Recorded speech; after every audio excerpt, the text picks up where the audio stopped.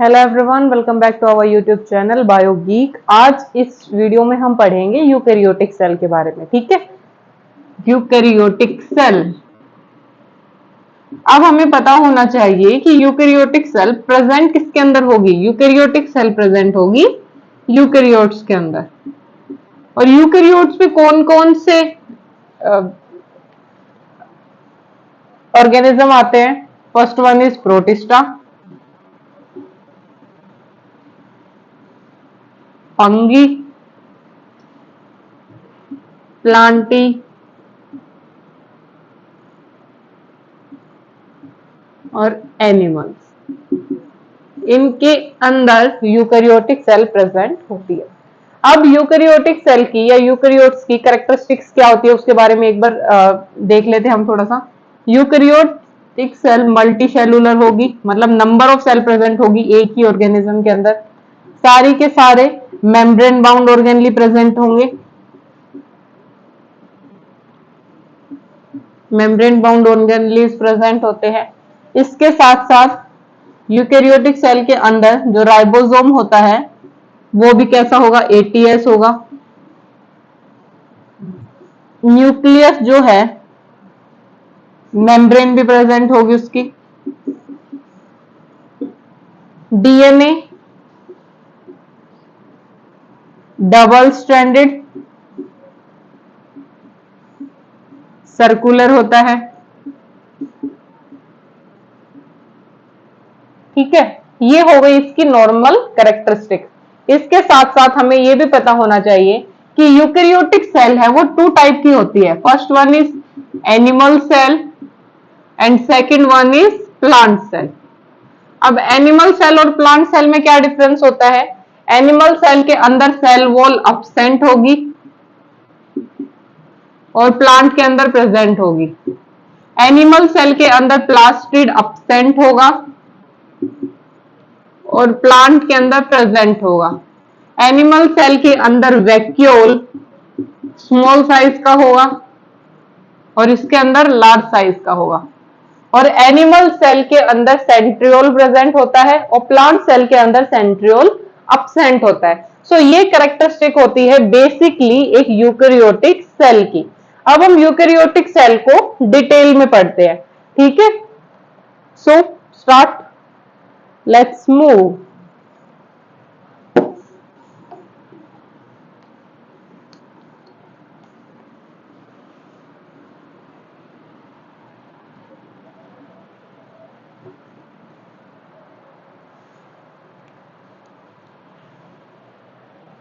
देखो, eukaryotic cell में to type की सेल होती है।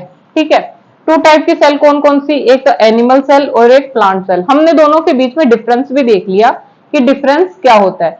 कुछ के अंदर कुछ ऑर्गेनलीज अब्सेंट होते हैं और कुछ के अंदर कुछ ऑर्गेनलीज प्रेजेंट होते हैं। बाकी ऑलमोस्ट चीजें सेम होती है। ठीक है, तो हम अभी क्या करते हैं, एक स्ट्रक्चर बनाते हैं, एक कॉमन स्ट्रक्चर बनाते हैं यूकैरियोटिक सेल का और प्रोकैरियोटिक सेल का। ठीक है, हमने ये ले ली एक सेल वॉल। इसके अंदर क्या लेंगे? इसके अंदर लेंगे हम सेल मेम्ब्रेन। क्लियर है? इसके साथ ही यहां पर हमने ले लिया न्यूक्लियस। न्यूक्लियस के बिल्कुल साथ के साथ क्या होता है? Endoplasmic reticulum. ठीक है, ऐसा का ऐसा ये सब जगह प्रेजेंट होता है।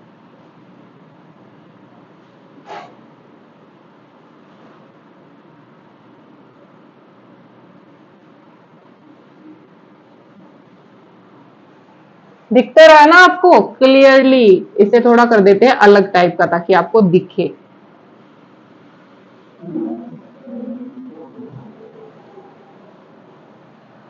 गुरबुर गुरबुर हो गया भैया तो सारा का सारा। ठीक है, ये हो गया न्यूक्लियस। न्यूक्लियस के अंदर न्यूक्लियोलस, पास में endoplasmic reticulum, endoplasmic reticulum. Endoplasmic reticulum दो तरीके के होते हैं, रफ एंडोप्लाज्मिक रेटिक्यूलम और स्मूथ एंडोप्लाज्मिक रेटिक्यूलम। जो रफ एंडोप्लाज्मिक रेटिक्यूलम होंगे उसके सरफेस पर राइबोसोम प्रेजेंट होते हैं, और जो स्मूथ एंडोप्लाज्मिक रेटिक्यूलम होते हैं उनका सरफेस बिल्कुल स्मूथ होता है। इसके साथ ही यहां पर प्रेजेंट होता है माइटोकॉन्ड्रिया। माइटोकॉन्ड्रिया को क्या बोलते हैं? Power house of cell. Mitochondria को क्या बोलते हैं? Power house of cell. क्यों बोला जाता है? क्योंकि माइटोकॉन्ड्रिया में एटीपी फॉर्मेशन होती है, और एटीपी हमारे शरीर के लिए बहुत ज्यादा नेसेसरी है एनर्जी प्रोवाइड करने के लिए। इसके साथ साथ ही क्या प्रेजेंट होगा? Golgi apparatus.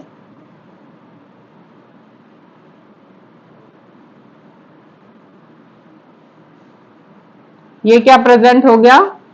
Golgi body. Golgi body का काम क्या होता है? गोल्जी बॉडी का काम होता है पैकेजिंग करने का। जैसे ही एंडोप्लाज्मिक रेटिक्यूलम किसी प्रोटीन की फॉर्मेशन करेगा, किसी लिपिड की फॉर्मेशन करेगा, तो वो प्रोटीन या लिपिड किसको भेजता है?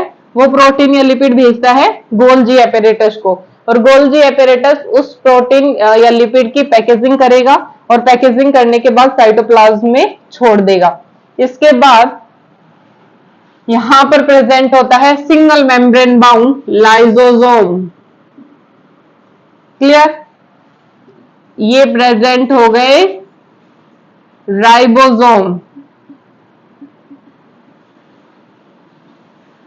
और यदि राइबोसोम एक एमआरएनए से अटैच हो तो उसे क्या बोलेंगे? पॉलीराइबोसोम। इसे हमने बोला सेल वॉल, इसको हमने बोला सेल मेम्ब्रेन। यहां पर हमने एक बना दिया वैक्यूल। क्या बना दिया हमने? यहां पर एक वैक्यूल। इसी साइड हम एक बना देते हैं क्लोरोप्लास्ट। क्लोरोप्लास्ट क्यों एसेंशियल है? क्योंकि वो फोटोसिंथेसिस के काम आता है, और फोटोसिंथेसिस क्या काम आती है? फूड की मैन्युफैक्चरिंग के लिए, और फूड की मैन्युफैक्चरिंग से ही तो हम जिंदा है। हम खुद थोड़ी ना बनाते हैं सारा खाना। सबसे पहले तो प्लांट ही होते हैं प्राइमरी प्रोड्यूसर, वहां से हम कोई चीजें लेकर बनाएंगे। हर जगह क्या प्रेजेंट होंगे? साइटोप्लाज्म।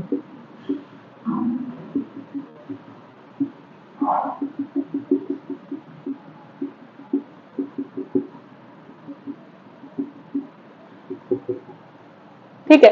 सो यदि हम प्लांट सेल की बात करें तो ओवरऑल जो प्लांट सेल होती है वो यही होती है। ठीक है। और एनिमल सेल की बात करें, यहाँ पे हमें मानो ये सेल को हमने एनिमल सेल के अंदर कन्वर्ट करना है, इसी डायग्राम को, तो हम क्या करेंगे? हम इस वैक्यूल का साइज थोड़ा छोटा कर देंगे, क्लोरोप्लास्ट को हटा देंगे, और क्लोरोप्लास्ट की जगह पर एक स्ट्रक्चर ले आएंगे, और उसका नाम क्या होगा? सेंट्रियोल होगा। उसका नाम क्या होगा? सेंट्रियोल होगा। और यहां से जो ये सेल मेम्ब्रेन है, सेल मेम्ब्रेन को रिमूव कर देंगे।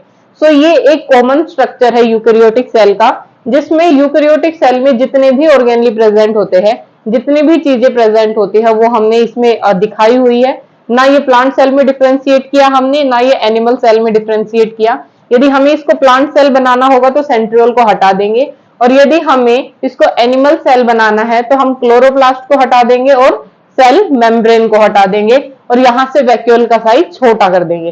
सिर्फ और सिर्फ ये डिफरेंस होता है। तो ये एक कॉमन सेल है, कॉमन यूकेरियोटिक सेल है। ठीक है। चलो अब इसको हम देखते हैं डीप में, एक एक ऑर्गेनली को पढ़ते हैं।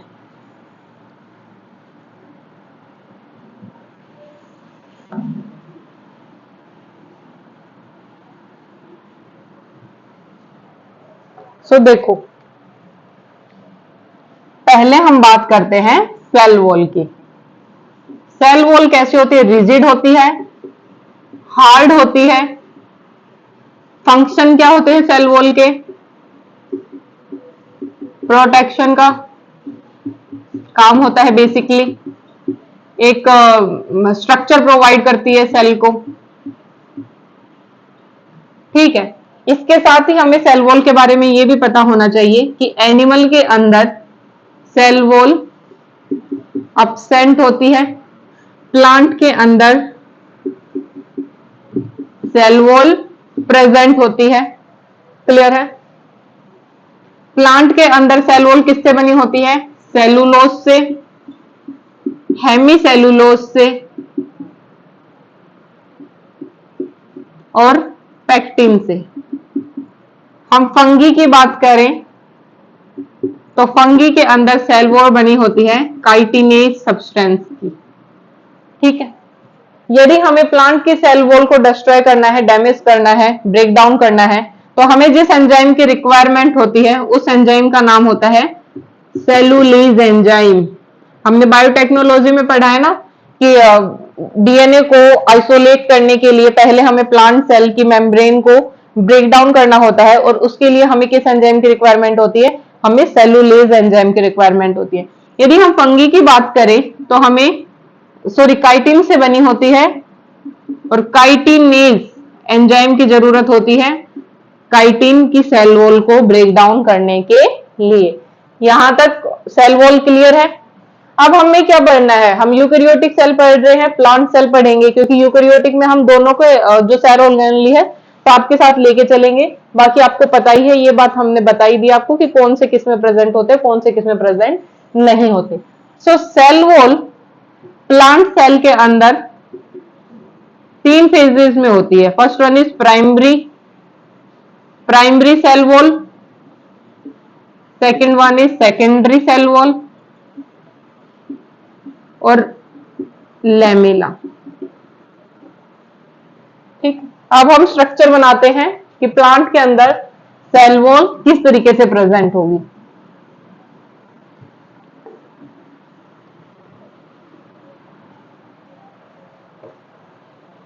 ये देखो,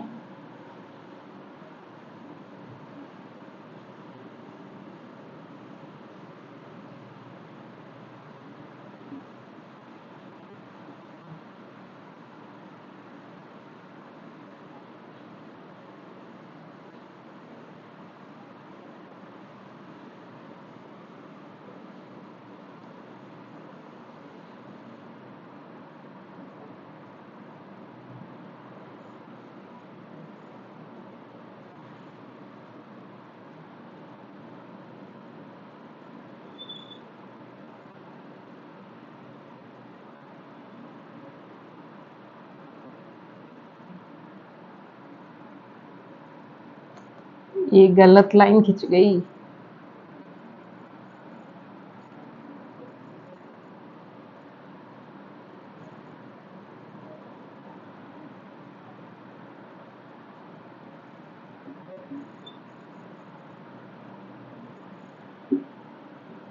देखो, ये हो गया स्ट्रक्चर किसका? प्लांट सेल का।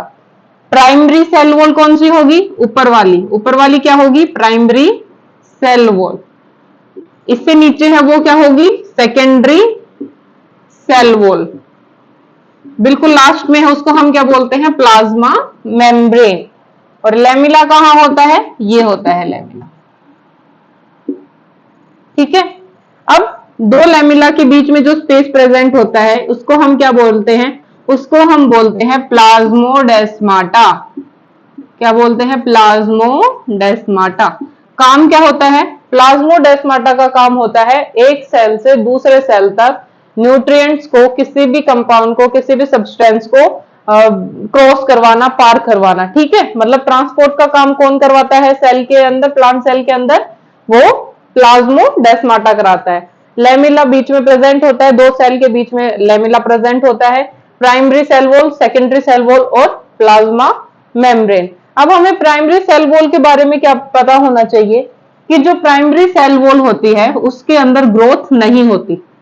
ठीक है, ग्रोथ नहीं होती। सेलुलेज का कंटेंट इसके अंदर ज्यादा होता है हेमीसेलुलोज के कंपेयर में। जब एम्ब्रियोनिक स्टेज होती है, इमेच्योर स्टेज होती है, तब प्राइमरी सेल वॉल ग्रो करेगी। और एक टाइम ऐसा होगा जब वो फुल्ली मैच्योर होगी, उसके बाद वो ग्रो नहीं करेगी, रिजिड रहेगी, हार्ड रहेगी। किससे मिलकर बनी होती है? सेलुलेज से, हेमी सेलुलोज से और पैक्टिन से।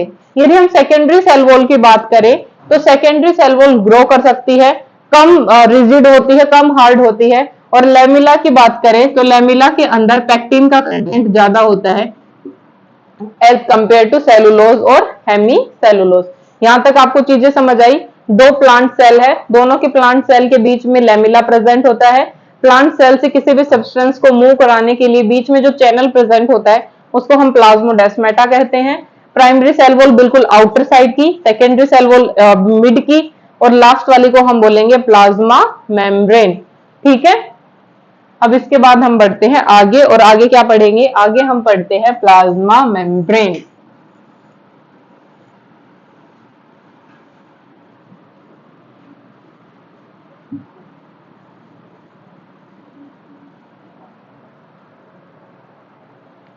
आगे हम क्या पढ़ते हैं? Plasma membrane.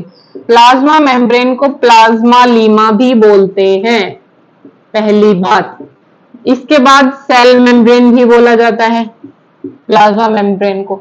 इसके बाद हमें प्लाज्मा मेम्ब्रेन के बारे में क्या पता होना चाहिए? प्लाज्मा मेम्ब्रेन का जो स्ट्रक्चर है उसके बारे में बहुत सारे साइंटिस्ट ने अपनी अपनी राय दी थी, बहुत सारे मॉडल आए, डैनियल ने मॉडल दिया और भी बहुत सारे साइंटिस्ट थे, उन्होंने अपने अपने मॉडल दिए। लेकिन लास्ट में जिस मॉडल को एक्सेप्ट किया गया था वो किसके द्वारा दिया गया था? संगेर के द्वारा दिया गया था। ठीक है, तो हमें पहले ये पता होना चाहिए कि प्लाज्मा मेम्ब्रेन की कैरेक्टरिस्टिक क्या है। Plasma membrane quasi fluid nature की होती है, मतलब स्ट्रॉन्ग नहीं होती, कंप्लीटली हम लिक्विड भी इनको नहीं बोल सकते, क्योंकि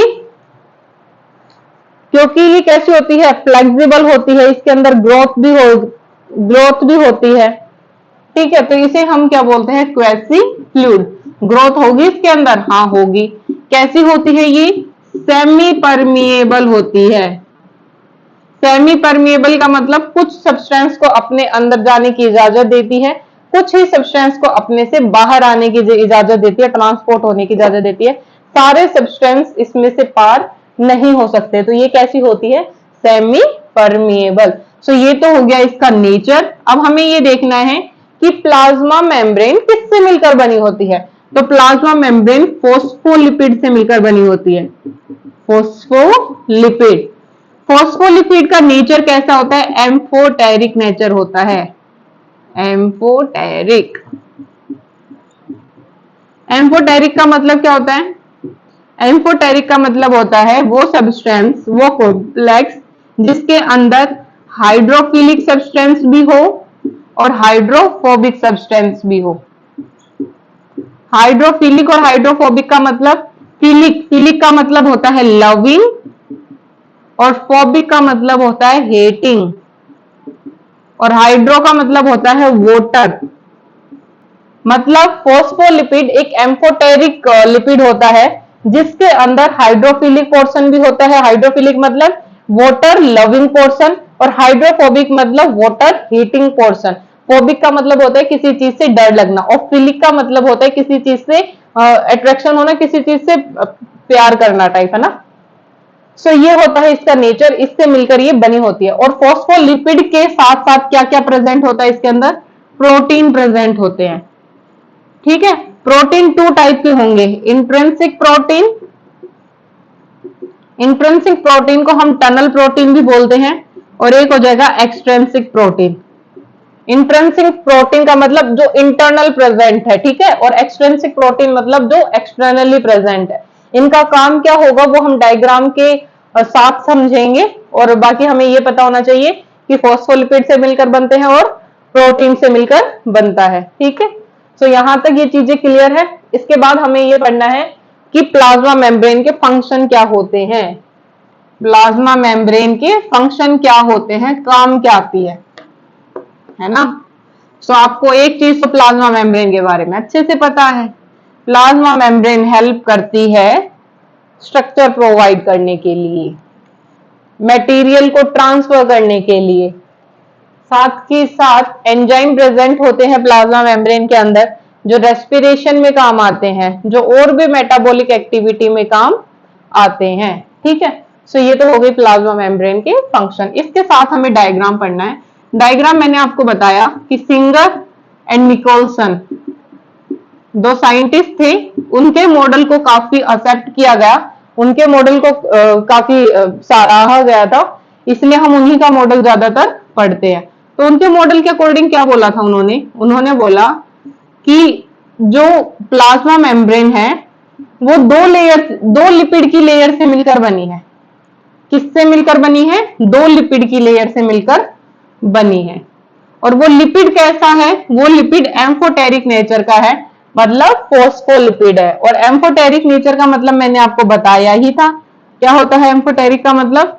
ऐसा लिपिड जिसके अंदर वाटर लविंग पोर्शन भी होता है और वाटर हीटिंग पोर्शन भी होता है।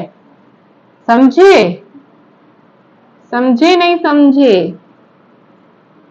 ठीक है, सो ये बन गया हमारा लिपिड। कौन सा लिपिड है ये? फॉस्फोलिपिड। फॉस्फोलिपिड की दो लेयर, फॉस्फोलिपिड की टू लेयर। ये पोर्शन होगा, इसको हम बोलेंगे हेड, और ये पोर्शन है, इसको हम बोलेंगे टेल। हेड होता है वो वाटर लविंग होता है, मतलब हाइड्रोफिलिक होगा। टेल होती है वो हाइड्रोफोबिक होगी, मतलब वाटर हीटिंग होगी। हेड होगा वो हाइड्रोफिलिक होगा, टेल होगी वो हाइड्रोफोबिक होगी। दो लिपिड की लेयर प्रेजेंट है, एक इसको हम बोलेंगे एक फॉस्फोलिपिड, और ऐसी एक फॉस्फोलिपिड की लेयर, और ये हो गई दूसरी फॉस्फोलिपिड की लेयर। और सिंगर और निकलसन ने कैसे बताया था कि वे इस तरीके से प्रेजेंट है कि जो हाइड्रोफोबिक पार्ट है वो आउटसाइड में प्रेजेंट होता है। हाइड्रोफोबिक पार्ट है वो हाइड्रोफिलिक पार्ट है वो कहां पर? आउटसाइड में प्रेजेंट होता है। और इनके बीच में प्रोटीन प्रेजेंट होगा। इनके बीच में क्या प्रेजेंट होगा? प्रोटीन। और इस प्रोटीन को हम क्या बोलते हैं? इस प्रोटीन को हम बोलते हैं इंट्रिंसिक प्रोटीन और टनल प्रोटीन। और कुछ प्रोटीन आउटसाइड भी प्रेजेंट होते हैं। कुछ प्रोटीन क्या होंगे? आउटसाइड भी प्रेजेंट होंगे, और इन प्रोटीन को हम क्या बोलेंगे? Extrinsic protein. ठीक है, ये है सिंगर और निकोलसन के द्वारा दिया हुआ मॉडल प्लाज्मा मेम्ब्रेन का स्ट्रक्चर। ठीक है, समझ में आई चीजें? अब हमें ये पता होना चाहिए कि जो ये स्ट्रक्चर उन्होंने दिया, उन्होंने बताया दो फॉस्फोलिपिड की लेयर प्रेजेंट है। फॉस्फोलिपिड ही क्यों लिया गया? फॉस्फोलिपिड इसलिए लिया गया क्योंकि मानो वाटर लविंग पोर्शन को हमें मेम्ब्रेन के अंदर ट्रांसफर करना है या मेम्ब्रेन से आउटसाइड ट्रांसफर करना है, तो हेड काम करेगा। ठीक है, वाटर लविंग पोर्शन काम करेगा। यदि हमें फैट लविंग मॉलिक्यूल्स को मेम्ब्रेन से अंदर ट्रांसफर करना है या मेम्ब्रेन के बाहर ट्रांसफर करना है, तो टेल काम करेगी। टेल क्या करेगी? वो जो ये पोर्शन है, मानो यहाँ पे लिपिड है, तो लिपिड को कौन एक्सेप्ट करेगा? टेल एक्सेप्ट करेगी। टेल एक्सेप्ट करने के बाद यहाँ पर पहुंचा देगी। प्रोटीन हो, माने प्रोटीन हो, प्रोटीन को कौन? हेड लेगा, और हेड इसके थ्रू पहुंचा देता है। ठीक है, तो ये हो गया structure of plasma membrane.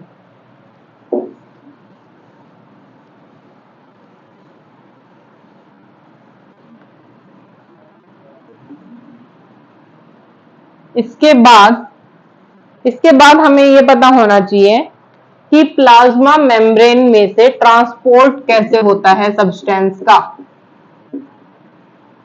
Transport कैसे होगा? तो ट्रांसपोर्ट होने के तीन तरीके होते हैं। पहला होता है एक्टिव ट्रांसपोर्ट, दूसरा होता है passive transport,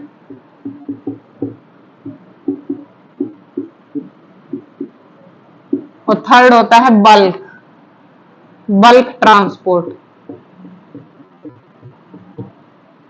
so active transport में क्या होगा? एक्टिव ट्रांसपोर्ट में एटीपी की रिक्वायरमेंट होती है। एटीपी की रिक्वायरमेंट होती है। ट्रांसपोर्ट कैसे होगा? Low concentration to high concentration. देखो मैं आपको एक चीज बताती हूँ, एक सिंपल सा एग्जांपल देती हूँ। ये पहाड़ है, ठीक है, ये नदी है, बर्फ के पहाड़ है। सो यदि यहां पर बर्फ पिघल रही है, यहां पर स्नो पिघल रही है, तो पानी ऐसे आएगा, ऐसे मूव करेगा नीचे की तरफ, और नीचे की तरफ आते वक्त उसे किसी भी एनर्जी की रिक्वायरमेंट नहीं होगी। एनर्जी की रिक्वायरमेंट क्यों नहीं होगी? क्योंकि वो एक प्रॉपर डायरेक्शन की तरफ फॉलो कर रहा है। यहां पर जो वाटर है वो कैसा है? कम होगा, क्योंकि नीचे पानी यहां पर पिंगला है, माउंटेन है ऊपर, माउंटेन पूरा का पूरा बर्फ से बना होता है, और ऊपर का जो पोर्शन है वो कैसा है? पानी हो गया, और नीचे का पोर्शन क्या है? अभी बर्फ ही है, तो ऊपर पानी की कंसेंट्रेशन ज्यादा है और नीचे पानी की कंसेंट्रेशन क्या है? कम है।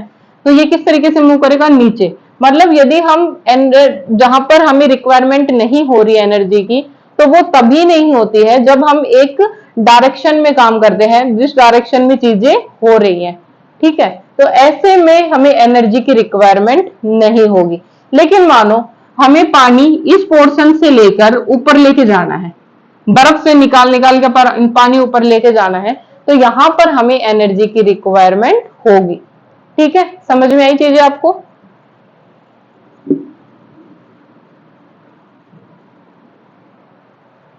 देखो, ये है दो बीकर हमारे पास, है ना। इन दोनों बीकर में क्या हुआ? यहां पर हमने बहुत सारा पानी डाला हुआ है, यहां पर पानी कम है। यहां पर जो शुगर है उसकी अमाउंट ज्यादा है, यहां पर शुगर की अमाउंट कम है। ठीक है, सो यदि फ्लो हायर से लोअर कंसंट्रेशन में होता है, यहां पर पानी ज्यादा है तो पानी की कंसंट्रेशन यहां पर क्या होगी? हाई होगी, हाई कंसंट्रेशन ऑफ वाटर। और इस पोर्शन में क्या होगी? Low concentration of water. So high concentration to low concentration पे जाएगा तो हमेशा हमें एनर्जी यानी एटीपी की जरूरत नहीं होगी। हाई कंसंट्रेशन से लो कंसंट्रेशन पे जाएगा तो हमें कभी एटीपी की रिक्वायरमेंट नहीं होगी। लेकिन हमें पानी को ऐसे ना मूव करा के लो कंसंट्रेशन से हाई कंसंट्रेशन पर पहुंचाना है, तो हमें एनर्जी की रिक्वायरमेंट होगी। समझ रहे हो बात को? और यही होता है एक्टिव और पैसिव ट्रांसपोर्ट में। यदि हमें लो कंसंट्रेशन से हाई कंसंट्रेशन पर सब्सटेंस को मूव करवाना है, तो हमें एटीपी की रिक्वायरमेंट होती है, और इस तरीके के ट्रांसपोर्ट को हम क्या बोलते हैं? एक्टिव ट्रांसपोर्ट बोलते हैं। और जब यदि हम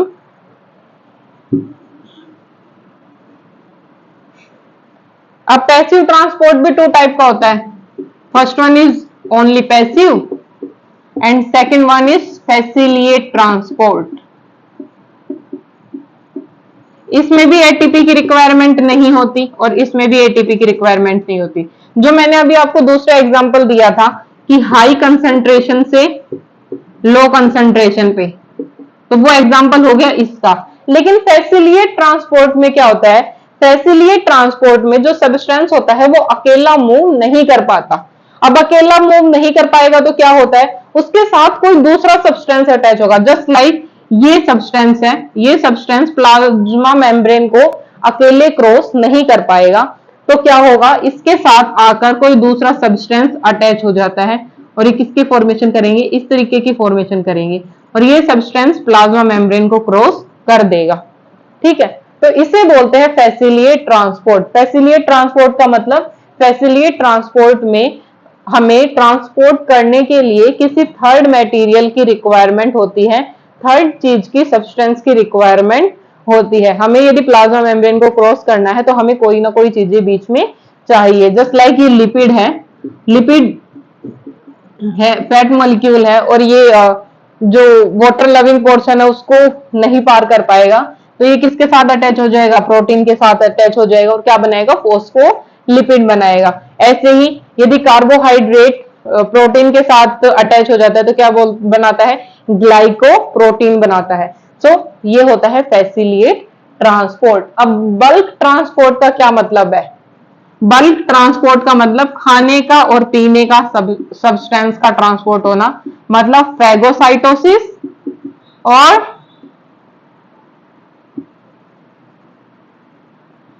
फैगोसाइटोसिस में क्या होता है? फैगो का मतलब होता है फूड, पिनोसाइटोसिस फूड का ट्रांसपोर्ट होना, और पिनो का मतलब लिक्विड मटेरियल का ट्रांसपोर्ट होना।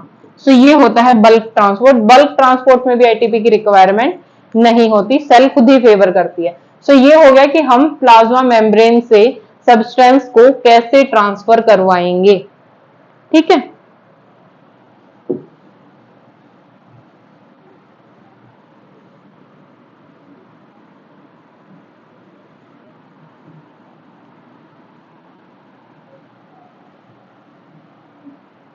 इसके बाद जो नेक्स्ट टॉपिक है उसका नाम है साइटोप्लाज्म। साइटो का मतलब cell, plasma liquid, fluid in nature. Cell के अंदर जो लिक्विड प्रेजेंट होता है उसको हम क्या बोलते हैं, उसको हम बोलते हैं साइटोप्लाज्म। ये हो गई पूरी की पूरी सेल। यहां पे भी साइटोप्लाज्म प्रेजेंट है और इनसाइड भी साइटोप्लाज्म प्रेजेंट होता है।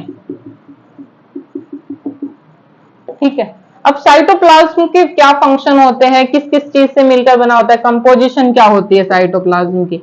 तो साइटोप्लाज्म के अंदर वाटर प्रेजेंट होता है मैक्सिमम अमाउंट में 90%। इसके सिवा सब कुछ प्रेजेंट होगा, विटामिन भी प्रेजेंट होते हैं, मिनरल्स भी प्रेजेंट होते हैं, प्रोटीन भी प्रेजेंट होते हैं, अमाइनो एसिड्स भी प्रेजेंट होते हैं, डीएनए, आरएनए, ऑर्गेनलीज, एवरीथिंग, सब कुछ प्रेजेंट होता है, सब कुछ। ठीक है, क्योंकि साइटोप्लाज्म क्या है, सेल के अंदर एक लिक्विड मटेरियल है और वो लिक्विड मटेरियल क्या करता है, सारे के सारे जितने भी ऑर्गेनली है, जैसे माइटोकॉन्ड्रिया है, जैसे गोल्जी बॉडी है, जैसे ईआर है, रेटिकुलम है, तो उन सबको कनेक्ट करता है। वे एक दूसरे, जैसे मानो यहां पर ये माइटोकॉन्ड्रिया है, यहाँ पर एंडोप्लाज्मिक रेटिकुलम है, यहाँ पर गोल्जी बॉडी है, तो ये एक दूसरे के पास खिसक खिसक के जाएंगे थोड़ी ना सब्सटेंस को ट्रांसफर करने के लिए। वो क्या करेंगे, अपने सब्सटेंस को साइटोप्लाज्म में रिलीज कर देंगे और साइटोप्लाज्म एक मूवमेंट, एक मूव होता रहता है, हमेशा हर टाइम पे मूव होता रहेगा साइटोप्लाज्म, और वो मूवमेंट के थ्रू जो सब्सटेंस है उसको अपनी जो मंजिल है वहां तक पहुंचा देता है। जस्ट लाइक यहाँ पर एटीपी रिलीज हुआ और इस एटीपी की रिक्वायरमेंट एंडोप्लाज्मिक रेटिकुलम को है, तो ये एटीपी यहां पर आएगा साइटोप्लाज्म के अंदर, साइटोप्लाज्म मूव करेगा, मूव करने के बाद उसे एंडोप्लाज्मिक रेटिकुलम तक पहुंचा देगा। ये होता है साइटोप्लाज्म। अब आउटसाइड का जो होता है पोर्शन वो होता है थोड़ा जेली लाइक, जेल होता है, इसलिए इसको प्लाज्मा जेल बोलते हैं, और इनसाइड थोड़ा सॉल्यूशन सा होता है, इसलिए उसे क्या बोलते हैं, शॉल बोलते हैं, प्लाज्मा शॉल। और आउटसाइड के पोर्शन को क्या बोलते हैं, प्लाज्मा जेल। सो ये तो हो गया छोटा सा साइटोप्लाज्म। इसके बाद नेक्स्ट है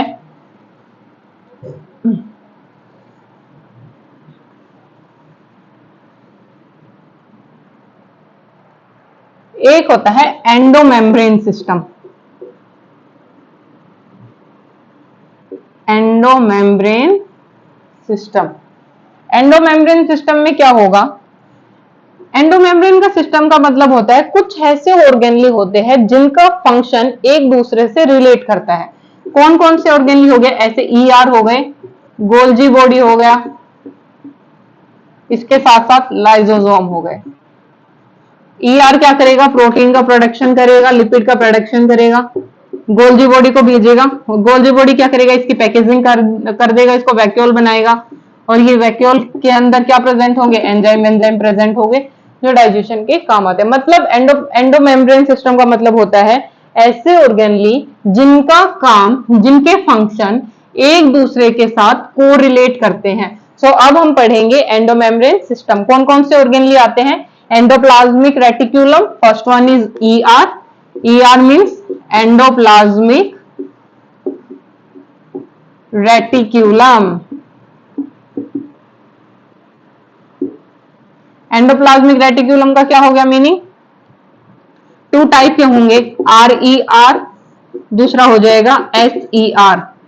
RER को बोलते हैं रफ एंडोप्लाज्मिक रेटिकुलम और SER को बोलते हैं स्मूथ एंडोप्लाज्मिक रेटिकुलम। जहां पर रफ वर्ड आया, रफ जींस होती है ना, जैसे वैसे ही रफ एंडोप्लाज्मिक रेटिकुलम होता है। रफ जींस के अंदर क्या होती है, जींस फटी हुई है, उसके ऊपर धागों का काम हो रहा है ना, वैसे ही जो रफ एंडोप्लाज्मिक रेटिकुलम है वो भी रफ सरफेस होगा। और रफ सरफेस किसकी वजह से होता है, क्योंकि उसके सरफेस के ऊपर राइबोसोम प्रेजेंट होते हैं।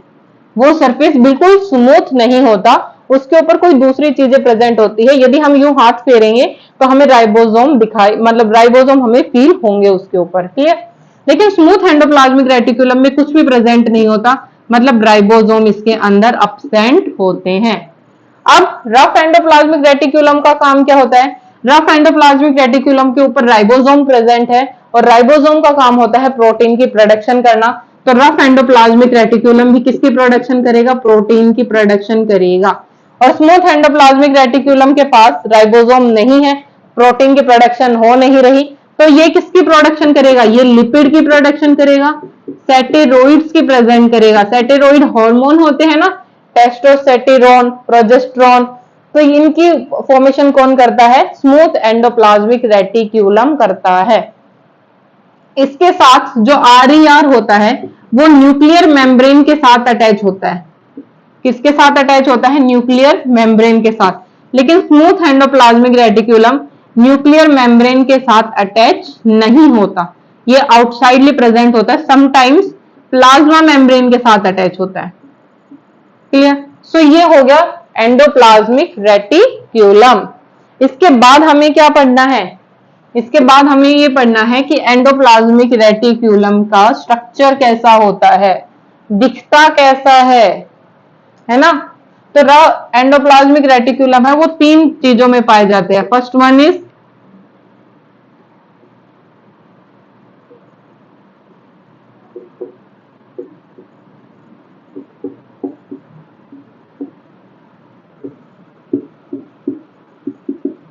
देखो, वेसिकल वर्ड कहीं पे आए तो हमें एक गोला बना देना है, ठीक है। ट्यूब्यूल वर्ड कभी आए तो हमें इस तरीके का पोर्शन बना देना है।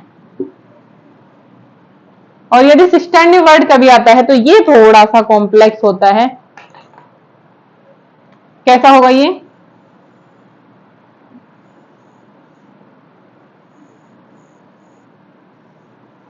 इस तरीके का। यहां पर क्या प्रेजेंट है? राइबोसोम प्रेजेंट है। यहां पर एक में हम राइबोसोम डाल देते हैं, एक को स्मूथ रख लेते हैं, एक में राइबोसोम डाल देते हैं, एक को स्मूथ रख लेते हैं। सो ये होते हैं एंडोप्लाज्मिक रेटिकुलम के स्ट्रक्चर। तीन तरीके से प्रेजेंट होंगे, या तो सिस्टर्नी की फॉर्म में, ट्यूब्यूल की फॉर्म में, या फिर वेसिकल की फॉर्म में। अब एंडोप्लाज्मिक रेटिकुलम क्या करेगा? एंडोप्लाज्मिक रेटिकुलम किसी भी सब्सटेंस को सीक्रेट आउट करेगा और उस सब्सटेंस को किसके पास पहुंचाएगा? गोल्जी बॉडी के पास। अब गोल्जी बॉडी देखते हैं next.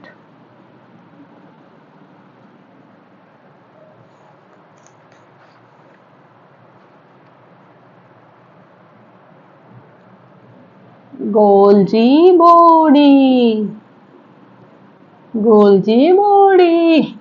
First of all Golgi body के बारे में ये देखना है कि कैमिलियो गोल्जी नाम के एक साइंटिस्ट थे जिन्होंने इसको डिस्कवर किया था। क्या नाम था उनका? Camillo Golgi. गोल्जी की खास बात ये है कि ये एक्रोसोम की फॉर्मेशन करता है। स्पर्म के अंदर मॉडिफाई होकर गोल्जी बॉडी एक्रोसोम की फॉर्मेशन करता है। समझ में आई बात? देखो, इस तरीके का पोर्शन होता है ना स्पर्म के अंदर, आगे के पोर्शन को हम क्या बोलते हैं? एक्रोसोम। और ये भी बोलते हैं साथ के साथ कि जो एक्रोसोम होता है वो गोल्जी बॉडी की मॉडिफिकेशन होती है, ठीक है। एक्रोसोम के अंदर बहुत सारे एंजाइम प्रेजेंट होते हैं जो कि ओवम की जो मेम्ब्रेन है, जो ना पेलुसिडा वगैरह, उनको डिजनरेट करने के काम आती है, क्लियर। सो ये किसकी मॉडिफिकेशन होती है? ये गोल्जी बॉडी की मॉडिफिकेशन होती है।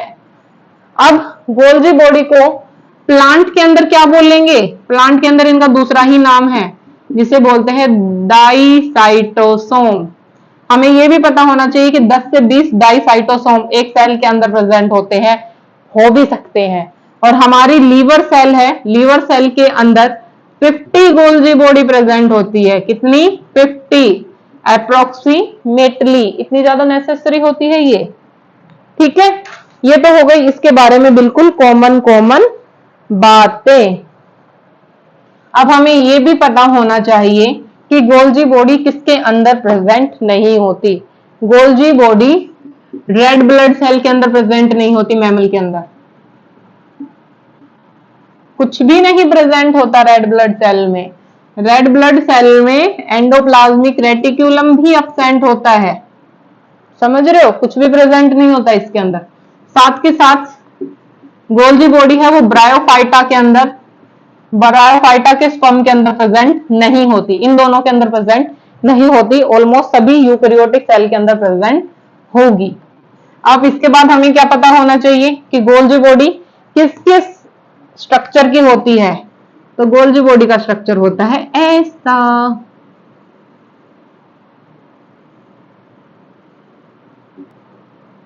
ठीक है, इस तरीके के स्ट्रक्चर के प्रेजेंट होती है गोल्जी बॉडी।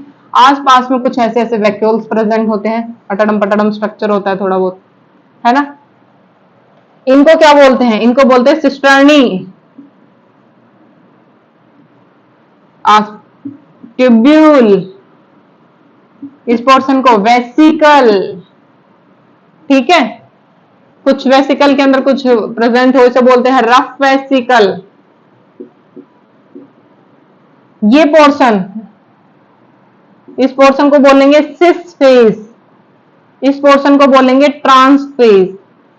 अब हमने क्या किया, एंडोप्लाज्मिक रेटिकुलम ने प्रोटीन बनाया, क्लियर, प्रोटीन बनाकर भेजा कहां पर? गोल्जी बॉडी के पास। तो गोल्जी बॉडी के अंदर वो प्रोटीन एंटर करेगा सिस फेज से। किससे? सिस फेज से। फिर यहां पर इसकी पैकेजिंग होनी शुरू होगी, पैकेजिंग होती जाएगी होती जाएगी होती जाएगी, और जिस फेज में आकर वो प्रोटीन बिल्कुल पैक निकलेगा, उस फेज को क्या बोलते हैं? ट्रांसफेज। यानी एंटर करेगा सिस फेज से और बाहर निकलेगा ट्रांसफेज से। हमें ये चीजें याद रखनी है, क्वेश्चन आ जाता है इसके बारे में, ना। सो ये हो गया डायग्राम ऑफ गोल्जी बॉडी। किस किस चीज से मिलकर बना होता है? Same as endoplasmic reticulum, cisternae, tubule, vesicle. ठीक है, इस तरीके की अरेंजमेंट होती है। एंट्री कहां से करेगा? सिस फेज से, बाहर निकलेगा ट्रांसफेज से। इसके बाद हमें यह पता भी होना चाहिए कि गोल्जी बॉडी के फंक्शन क्या क्या होते हैं, गोल्जी बॉडी क्या क्या काम करता है। अभी तक हम वही चीजें पढ़ रहे थे, गोल्जी बॉडी पैकेजिंग करता है, गोल्जी बॉडी पैकेजिंग करता है। अब भी नहीं पता होगा तो कब पता होगा? क्या करता है ये? पैकेजिंग। पैकेजिंग को पैकिंग लिख दिया मैंने, ठीक है। इसके बाद ये ग्लाइकोप्रोटीन की फॉर्मेशन करता है, प्लस ग्लाइकोलिपिड की भी फॉर्मेशन करता है। अब आप पूछोगे ग्लाइकोप्रोटीन और ग्लाइकोलिपिड की फॉर्मेशन कहां से हुई? मानो एंडोप्लाज्मिक रेटिकुलम ने हमें प्रोटीन दिया, तो वो प्रोटीन गोल्जी बॉडी के अंदर प्रेजेंट कार्बोहाइड्रेट के साथ मिक्स हो जाता है, तो क्या बनाएगा? ग्लाइकोप्रोटीन। यदि लिपिड कार्बोहाइड्रेट के साथ मिक्स होगा तो वो क्या बनाएगा? ग्लाइकोलिपिड। तो ये इसकी फॉर्मेशन भी करता है। साथ ही साथ जो गोल्जी बॉडी होता है वो और क्या काम करेगा? गोल्जी बॉडी बहुत इंपॉर्टेंट काम करता है, एक्रोसोम की फॉर्मेशन करता है। ठीक है, बहुत ज्यादा नेसेसरी होती है ना। इसके साथ साथ गोल्जी बॉडी लाइजोसोम की फॉर्मेशन भी करता है। गोल्जी बॉडी का जो वेसिकल टाइप है वो लाइजोसोम की फॉर्मेशन करेगा, और लाइजोसोम का काम क्या होता है, कैसे होता है, किस लिए होता है, वो हम अभी तुरंत पढ़ने ही वाले हैं। तो ये होते हैं फंक्शन किसके? गोल्जी बॉडी के। डिस्कवर किसने किया था? कैमिलियो गोल्जी ने डिस्कवर किया था।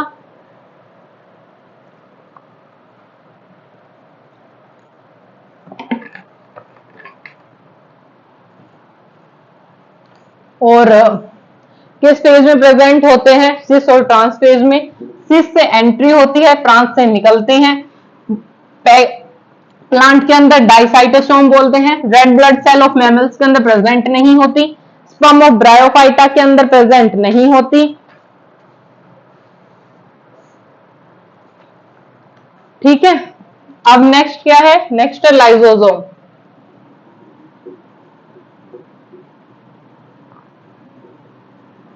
लाइजो का मतलब लाइसिस, लाइसिस का मतलब ब्रेकडाउन,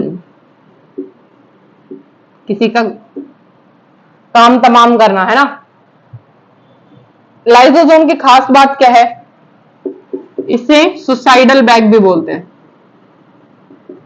क्यों बोलते हैं वो हम आगे पढ़ेंगे, बट आप अभी ये याद रखो कि इसे क्या बोलते हैं? सुसाइडल बैग भी बोलते हैं। ठीक है, अब लाइजोसोम के बारे में और हमें क्या पढ़ना है? एक्चुअली बात ये है कि ये एक स्ट्रक्चर है, बिल्कुल गोल वेसिकल है। इस वेसिकल के अंदर नंबर ऑफ एंजाइम प्रेजेंट है। क्या प्रेजेंट है? Number of enzyme. और कितने एंजाइम प्रेजेंट होते हैं? 50 एंजाइम प्रेजेंट होते हैं।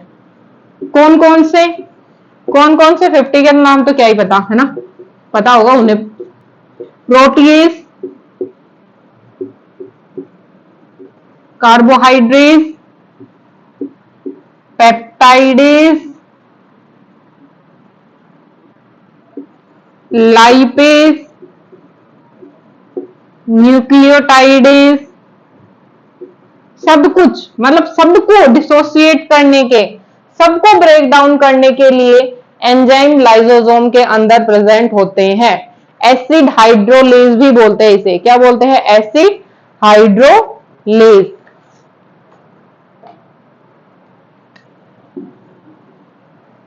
ठीक है। सो अब क्या काम हो गया कि यदि एंजाइम प्रेजेंट है तो क्या दिक्कत हो गई? तो मतलब जितना भी डाइजेशन का काम होता है सेल के अंदर, वो कौन करता है? वो ये लाइसोजाइम करेगा, ये सबको ब्रेक डाउन कर देगा। ये प्रोटीन को भी ब्रेक डाउन कर सकता है, ये कार्बोहाइड्रेट को ब्रेक डाउन कर सकता है, ये लिपिड को भी ब्रेक डाउन कर सकता है, ये न्यूक्लियोटाइड को भी ब्रेक डाउन कर सकता है, ये सबको ब्रेक डाउन कर सकता है। और इन सबको साथ में मिला के क्या बोलते हैं? Acid hydrolase. पीएच कैसी होती है इसकी? एसिडिक होती है। ठीक है। अब फंक्शन क्या होंगे लाइसोसोम के? लाइसोसोम का काम होता है डाइजेशन करना।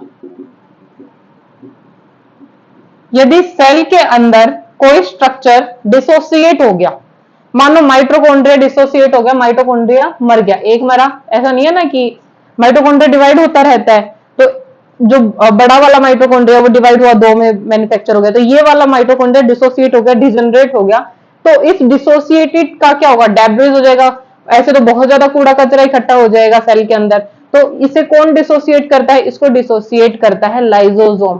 क्या होगा? जैसे ये माइटोकॉन्ड्रिया है, इस माइटोकॉन्ड्रिया को इसकी सेल इस तरीके से एंडोसाइटोसिस के थ्रू अंदर ले लेगी। अंदर लेने के बाद ये माइटोकॉन्ड्रिया अंदर आया, सारे के सारे जो एंजाइम्स है उसने इसके ऊपर काम किया और ये बिल्कुल डिसोसिएट हो जाता है। मतलब डाइजेशन हुआ और डेब्रिस को फिनिश किया, कूड़े कचरे को खत्म किया। ठीक है। इसके साथ ही इसके अंदर क्या होगा? एक एक यूनिक कैरेक्टरिस्टिक होती है, वो ये होगी यदि काफी टाइम से हम स्टार्वेशन को फॉलो कर रहे हैं, काफी टाइम से हमने फूड को इंटेक नहीं किया, तो पहले 2-3 दिन के अंदर जो हमारे शरीर के अंदर ग्लूकोज है, पहले 2 दिन में मान लो जो ग्लूकोज है वो ग्लूकोज एनर्जी प्रोवाइड करेगा। 3 से 4-5 दिन के अंदर, 3-4 दिन आगे के नेक्स्ट में, जो हमारे शरीर के अंदर फैट प्रेजेंट है वो फैट डिसोसिएट होगा और ग्लूकोज की फॉर्मेशन करेगा। वो ग्लूकोज फिर हमें दोबारा से एनर्जी देगा। जब हमारा फैट भी खत्म हो जाता है तो और भी जगह से जो भी चीजें हैं जो एनर्जी प्रोवाइड कर सकती है वो सारी चीजें कोशिश करेंगी, लेकिन फिर भी हमें खाना नहीं मिलता। जस्ट लाइक हमें 10 दिन तक 15 दिन तक हमें खाना नहीं मिलता है, हम खाना नहीं खाते, तो हमारी बॉडी क्या करेगी? उसे तो खाना चाहिए। तो वो उस टाइम पे जो ये लाइसोसोम होता है, वो लाइसोसोम अकेला तो है नहीं, ये सारी सेल इसके साथ प्रेजेंट है इस तरीके से, है ना। तो ये लाइसोसोम उस टाइम पर खुद की सेल को खाना शुरू कर देता है, खुद की सेल को डिसोसिएट करना शुरू कर देता है। ठीक है। पूरी की पूरी सेल को खा गया, पूरी की पूरी सेल को डिसोसिएट कर दिया, और इसी की वजह से इसे क्या बोलते हैं? Suicidal bag. बैग इसलिए बोला जाता है क्योंकि ये सिंगल मेम्ब्रेन से कवर है, और जो इसके एंजाइम है वो भी एक सिंगल मेम्ब्रेन से कवर है। यदि वो मेम्ब्रेन ब्रस्ट हो जाती है, ब्लास्ट तो क्या होगी? ब्रस्ट हो जाती है, तो सारे के सारे एंजाइम बाहर आ जाएंगे और सारी की सारी सेल को क्या करेंगे? खा जाएंगे, सारी की सारी चीजों को डिसोसिएट कर देंगे। ठीक है। इसलिए इसे क्या बोला जाता है? Suicidal bag. और फंक्शन में क्या आ जाएगा कि स्टारवेशन के टाइम पर ये हमें क्या प्रोवाइड करता है? फूड प्रोवाइड करता है।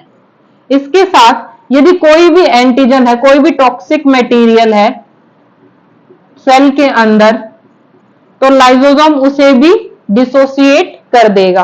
सो लाइसोसोम बहुत ज्यादा फायदेमंद भी है, और है ही फायदेमंद। यदि हम अपनी बॉडी को खाना नहीं दे पा रहे हैं तो वो एक अलग मैटर है। तो क्या होगा? यदि हमने 10 दिनों तक 15 दिन तक खाना नहीं दिया, तो पहले लाइसोसोम खुद की सेल को खाएगा, फिर दूसरा वाला लाइसोसोम खुद की सेल को खाएगा, ऐसे ऐसे करके हमारी जो बॉडी है बिल्कुल सिकुड़ जाएगी, और यदि हमें खाना फिर भी नहीं मिला तो क्या होगा, लास्ट में चलते बनो। सो ये हो गया बेटा लाइसोसोम। अब हमें ये भी पता होना चाहिए कि लाइसोसोम कितने टाइप के होते हैं। लाइसोसोम 4 टाइप के होते हैं। कौन कौन से? प्राइमरी लाइसोसोम, सेकेंडरी लाइसोसोम और टर्सरी लाइसोसोम। और चौथा वाला ऑटोफैगिक। प्राइमरी, सेकेंडरी, टर्सरी, चौथा वाला कौन सा? ऑटोफैगिक, खुद को खाने वाला। प्राइमरी लाइसोसोम, गोल्जी बॉडी होगी, वो लाइसोसोम को रिलीज करती है। सो जो गोल्जी बॉडी ने लाइसोसोम रिलीज किया है उसे हम क्या बोलेंगे? Primary lysosome. जब ये प्राइमरी लाइसोसोम फूड के साथ, खाने के साथ बाइंड हो जाते हैं तो इसे क्या बोलते हैं? Secondary lysosome. इसे फैगोसोम भी बोलते हैं। Another name is phagosome. ठीक है। इसके साथ जब फूड के साथ अटैच हो गया तो फूड का डाइजेशन शुरू हो जाएगा, और डाइजेशन खत्म होने के बाद जो रेसिडुअल बचता है, रेसिडुअल मतलब अनडाइजेस्टेड फूड प्लस लाइसोसोम। क्या क्या? Undigested food plus lysosome is called tertiary lysosome. इस फेज में क्या होगा? इस फेज में ये होता है कि लाइसोसोम प्लाज्मा मेम्ब्रेन के साथ अटैच होगा और जितना भी ये डेब्रिस है उसको मेम्ब्रेन के बाहर सीक्रेट आउट कर देता है। ठीक है, ये हो गया लाइसोसोम। ऑटोफैगिक क्या होता है? नंबर ऑफ प्राइमरी लाइसोसोम मिलकर बनाते हैं, और जैसे कि हमने आपको बताया ही था कि जब कोई अनफेवरेबल कंडीशन आती है तो ये क्या करते हैं? ऑटोलाइसिस करते हैं, खुद का ब्रेकडाउन करते हैं, खुद की ईटिंग शुरू करते हैं। सो ये हो गया हमारे पास लाइसोसोम। अब नेक्स्ट जो ऑर्गेनली जिसके बारे में हम पढ़ेंगे उसका नाम है माइटोकॉन्ड्रिया। क्या नाम है उसका? सो अब हम पढ़ते हैं माइटोकॉन्ड्रिया।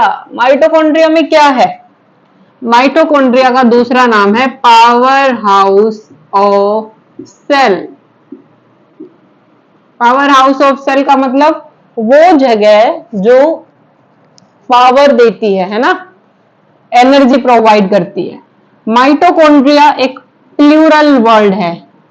यदि सिंगुलर देखें तो माइटोकॉन्ड्रिया को क्या बोलते हैं? माइटोकॉन्ड्रियोन। इसके साथ साथ माइटोकॉन्ड्रिया होता है वो डबल मेम्ब्रेन बाउंड ऑर्गेनली होता है। Double membrane bound cell organelle. और इसकी खासियत क्या होती है? सेमी ऑटोनोमस होता है। सेमी ऑटोनोमस का मतलब खुद कंट्रोल करता है, लेकिन सेमी, हाफ, थोड़ा बहुत खुद को खुद कंट्रोल कर पाता है। ठीक है। और सेमी क्यों बोला गया? क्योंकि इसको न्यूक्लियस रिकमेंड करता है, न्यूक्लियस इसको कमांड करता है, न्यूक्लियस इसको कंट्रोल करता है। खुद सेल्फ इंडिपेंडेंट नहीं है, सेमी ऑटोनोमस है, खुद के चलाएगा लेकिन सेमी, हाफ। इसके साथ साथ जो माइटोकॉन्ड्रिया के बारे में एक स्पेशल बात है वो क्या है? इसके अंदर डीएनए भी प्रेजेंट होता है, इसके अंदर खुद का आरएनए भी प्रेजेंट होता है। साथ के साथ जो माइटोकॉन्ड्रिया है उसके अंदर एंजाइम प्रेजेंट होते हैं। वो एंजाइम रेस्पिरेशन, वो एंजाइम रेस्पिरेशन के काम आते हैं। ठीक है। एटीपी का जितना भी प्रोडक्शन होता है मोस्ट प्रोबेबली सारा का सारा प्रोडक्शन कहां से होता है? माइटोकॉन्ड्रिया से ही होता है। इसलिए माइटोकॉन्ड्रिया हमारे शरीर के लिए, हमारी सेल के लिए बहुत ज्यादा नेसेसरी होते हैं। इसके सिवा माइटोकॉन्ड्रिया के बारे में और हम क्या बता सकते हैं? माइटोकॉन्ड्रिया सबसे ज्यादा नंबर में कहां पर पाए जाएंगे? हाई नंबर में कहां पर पाए जाएंगे? जहां पर इसकी रिक्वायरमेंट ज्यादा है। मतलब रिक्वायरमेंट मतलब डाइजेशन का जहां पर प्रोसेस होता है वहां पर एनर्जी की रिक्वायरमेंट ज्यादा होती है, इसीलिए जो माइटोकॉन्ड्रिया है सबसे ज्यादा वहां पर पाए जाएंगे। और वहां पर जो माइटोकॉन्ड्रिया का स्ट्रक्चर होता है वो बहुत ज्यादा लार्ज होता है। सबसे कम कहां पर पाए जाएंगे? फ्यू अमाउंट में कहां पाए जाएंगे? जहां पर कोई भी मेटाबॉलिक एक्टिविटी नहीं हो रही है, जहां पर एटीपी की रिक्वायरमेंट नहीं है, वहां पर माइटोकॉन्ड्रिया सबसे ज्यादा कम पाए जाएंगे। ठीक है, सो ये हो गया माइटोकॉन्ड्रिया के बारे में। शेप कैसी होती है माइटोकॉन्ड्रिया की? शेप होती है ओवल शेप की। किस तरीके की शेप होती है माइटोकॉन्ड्रिया की? ओवल शेप होती है। क्लियर? डबल मेम्ब्रेन होती है, एक इनर मेम्ब्रेन और एक आउटर मेम्ब्रेन। अब हमें ये देखना है, यदि नॉन ग्रीन प्लांट है तो वहां पर माइटोकॉन्ड्रिया ज्यादा नंबर में पाए जाएंगे, और ग्रीन प्लांट है तो वहां पर माइटोकॉन्ड्रिया कम नंबर में पाए जाएंगे। हो गया यहां तक? इसके बाद हमें क्या देखना है? माइटोकॉन्ड्रिया का डायग्राम देखना है।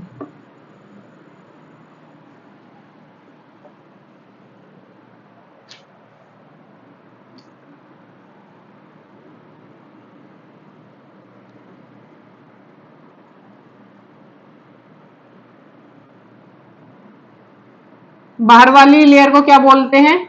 Outer layer. आउटर लेयर या आउटर मेम्ब्रेन। अंदर वाली को इनर मेम्ब्रेन। इस पोर्शन को बोलते हैं आउटर चैम्बर।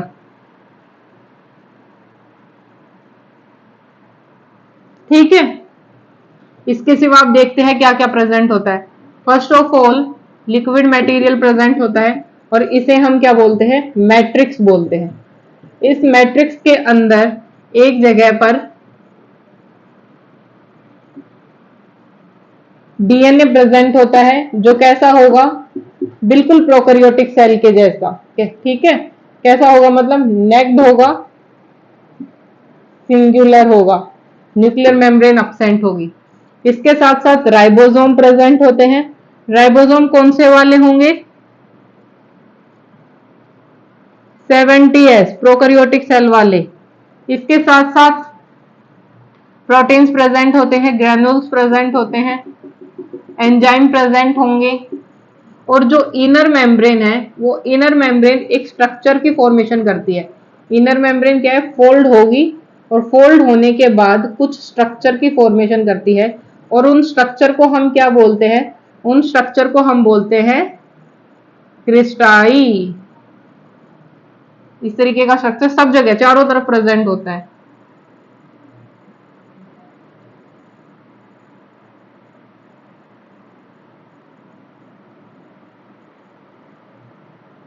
ठीक है, इन्हें हम क्या बोलते हैं? क्रिस्टाई या क्रिस्टा। अब इन क्रिस्टा के ऊपर कुछ एलिमेंट्री पार्टिकल प्रेजेंट होंगे इस तरीके के। हर किसी के ऊपर, एक क्रिस्टा के ऊपर 100 एलिमेंट्री पार्टिकल्स हो सकते हैं, और उन एलिमेंट्री पार्टिकल को जो नाम दिया गया है, वो नाम क्या है? ऑक्सीसोम। क्या नाम है इनका? ऑक्सीसोम। इन ऑक्सीसोम की खास बात यह है कि ऑक्सीसोम के पास एक एंजाइम होता है, उसे बोलते हैं एटीपेज एंजाइम। एटीपीएज, ऐसे वाला एटीपीएज एंजाइम।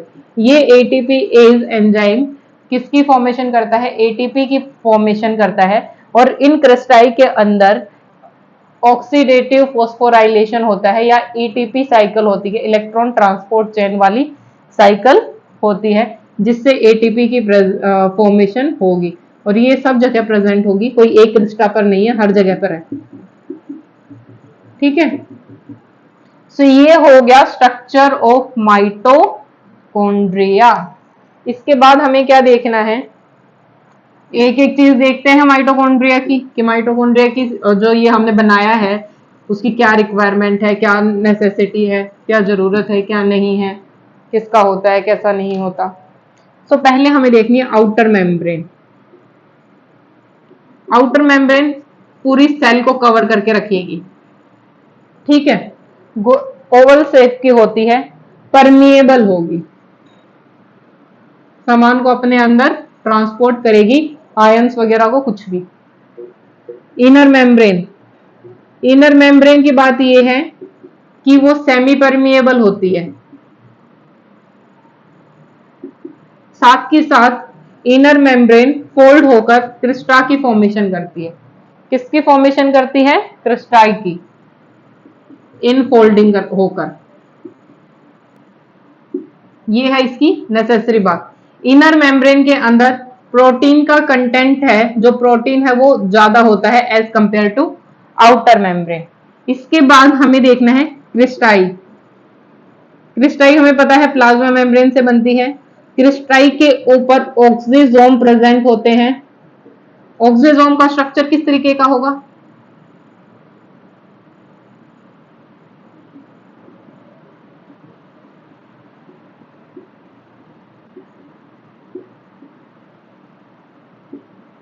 इस तरीके का।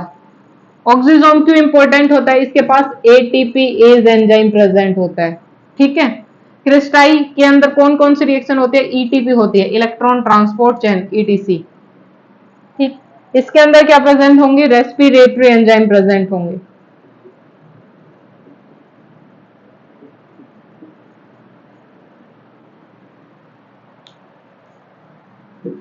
इसके बाद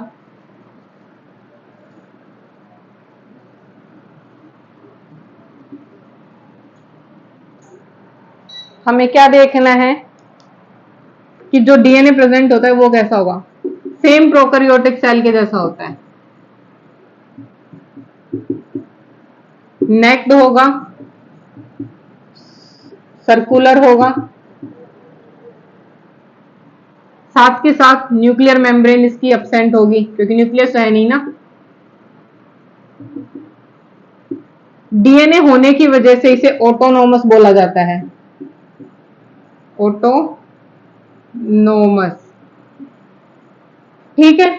लेकिन ये फुल्ली अपनी नहीं चला रहा है। ये न्यूक्लियस जो आउटर सेल के अंदर जो न्यूक्लियस प्रेजेंट है उसका भी रिकमेंड लेता है, उसके कहने पर ही प्रोटीन की प्रोडक्शन करता है। इसलिए हम इसे क्या बोलते हैं? Semi autonomous. डीएनए है तो ट्रांसक्रिप्शन होकर खुद का आरएनए भी होगा। कौन सा वाला होता है? 70s। 70s कौन सी यूनिट डिवाइड करता है? 50s में और 30s में। ये हो गई लार्जर यूनिट, ये हो गई स्मॉलर यूनिट। आरएनए खुद का है तो प्रोटीन भी खुद का ही होगा। बहुत सारे प्रोटीन की फॉर्मेशन होती है इसके अंदर। ठीक है। साइटोप्लाज्म के अंदर ग्लाइकोलाइसिस होती है। ग्लाइकोलाइसिस एरोबिक और एनएरोबिक रेस्पिरेशन के लिए।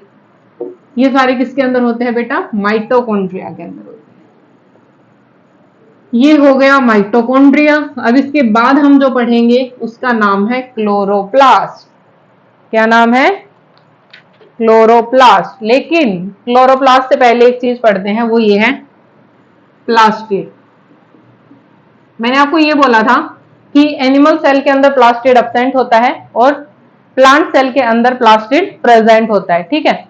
अब जो ये प्लास्टिड है वो 3 तरीके का होता है। Chromoplast, leucoplast, last one is chloroplast.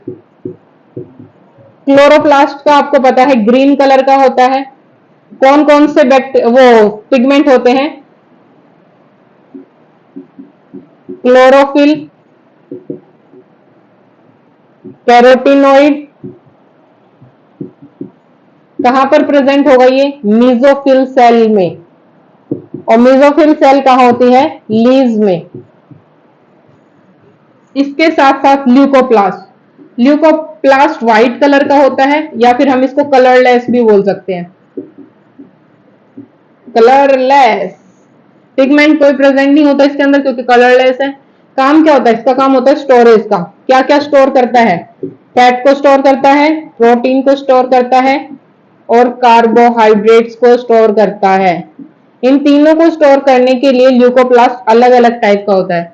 कौन कौन से ल्यूकोप्लास्ट होते हैं इसके अंदर? एल्यूरोप्लास्ट। एल्यूरोप्लास्ट किसको स्टोर करता है? प्रोटीन को स्टोर करता है। इलियोप्लास्ट फैट को स्टोर करता है और एक और होता है जो कार्बोहाइड्रेट्स को स्टोर करता है और उसका नाम क्या होता है? अमाइलोप्लास्ट। अब नेक्स्ट जो हमारे पास है वो क्या है? क्रोमोप्लास्ट। क्रोमोप्लास्ट किस कलर का होगा? येलो कलर का।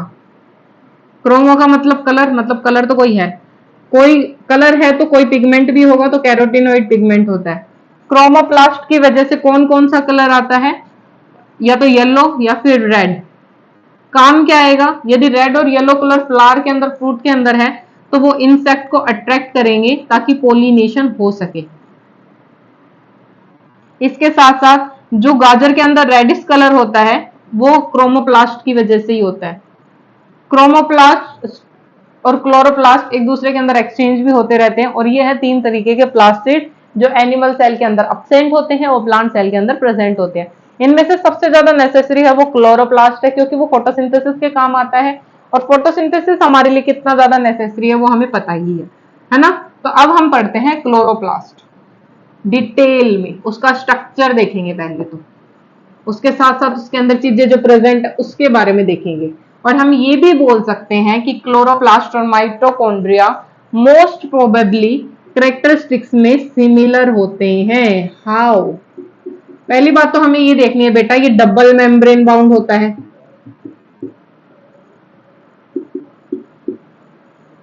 साथ में ये सेमी ऑटोनोमस होता है। सेमी ऑटोनोमस का मतलब खुद की चलाता है लेकिन न्यूक्लियस की भी मानता है। डीएनए होगा इसके पास खुद का, आरएनए होगा इसके पास खुद का, प्रोटीन होगा इसके पास खुद का। इसके साथ क्या होगा, इसके पास डबल मेम्ब्रेन होती है, ये भी ठीक है। थाइलेकोइड्स प्रेजेंट होते हैं, थाइलेकोइड, ग्रेनम प्रेजेंट होते हैं इसके अंदर। थाइलेकोइड के अंदर फोटोसिंथेसिस पिगमेंट प्रेजेंट होंगे।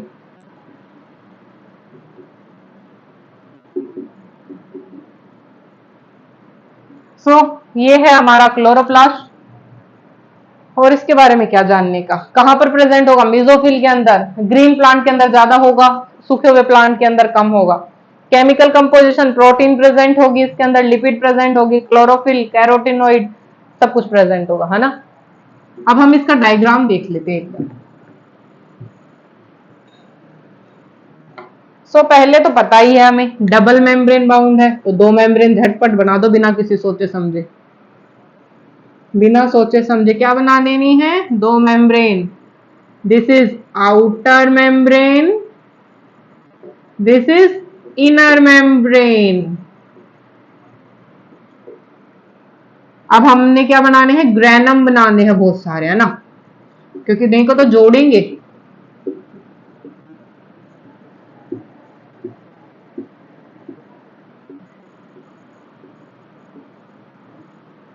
इनको जोड़ा,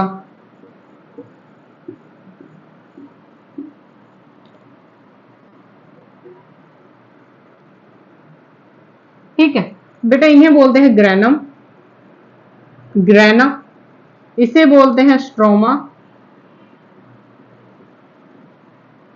और इसे कुछ नहीं बोलते। हमें ये पता होना चाहिए कि जो ग्रेनम है वो स्ट्रोमा के थ्रू एक दूसरे से अटैच्ड होते हैं, और ये जो ग्रेनम है वो प्लाज्मा मेम्ब्रेन, या फिर हम ये बोल सकते हैं कि इसकी जो सेल मेम्ब्रेन है उसके साथ भी जुड़े होते हैं। या डबल मेम्ब्रेन बाउंड है ना, तो नीचे वाली मेम्ब्रेन के साथ जुड़े हुए होंगे। इन पूरे को इकट्ठे बोलकर ग्रेनल थाइलेकोइड बोलते हैं, और इन्हीं के अंदर फोटोसिंथेसिस पिगमेंट प्रेजेंट होंगे। यहाँ पर किसी पे कैरोटिनोइड प्रेजेंट है, किसी पे क्लोरोफिल ए प्रेजेंट है, किसी पे क्लोरोफिल बी प्रेजेंट है, किसी पे क्लोरोफिल सी प्रेजेंट है, सारे के सारे में, यहाँ पे भी, यहाँ पे भी, यहाँ पे भी, यहाँ पे भी। अब इनका काम क्या होगा, सनलाइट आई, सनलाइट कैप्चर करी जाती है इनके द्वारा, सनलाइट कैप्चर करने के बाद क्लोरोफिल को दी जाती है, सारी चीजें मिल मिला के जो रिएक्शन होती है फोटोसिंथेसिस रिएक्शन, वो होने के बाद खाने की फॉर्मेशन होती है। तो ये हो गया डायग्राम ऑफ क्लोरोप्लास्ट, ठीक है। अब काम क्या होता है क्लोरोप्लास्ट का, फंक्शन क्या होता है, बचपन से पढ़ते आ रहे हैं। क्लोरोप्लास्ट का काम क्या होता है, फोटोसिंथेसिस करने के लिए। पहला है फंक्शन क्लोरोप्लास्ट का फोटोसिंथेसिस, दूसरा है प्लांट को ग्रीन रखने के लिए, फूड की फॉर्मेशन करने के लिए, एटीपी की फॉर्मेशन करने के लिए, आई थिंक स्टोरेज करने के लिए। कौन कौन से, हमने ये देखा था ना, स्टार्च का स्टोरेज होता है, एल्यूरोप्लास्ट प्रोटीन का स्टोरेज करता है, इलियोप्लास्ट फैट का स्टोरेज करता है। इंसेक्ट को अट्रैक्ट करने के लिए यानी पोलिनेशन के लिए। So these are the function of the chloroplast. Next जो हमारे पास ऑर्गेनली है, उस ऑर्गेनली का नाम है राइबोसोम, जो बहुत ज्यादा नेसेसरी है हमारे लिए। क्यों नेसेसरी है? क्योंकि जिसकी वजह से हम जीते हैं उसका नाम है प्रोटीन, और प्रोटीन की फॉर्मेशन कौन करता है? राइबोसोम। इसलिए राइबोसोम का क्या बोलते हैं? Protein factory, factory of protein.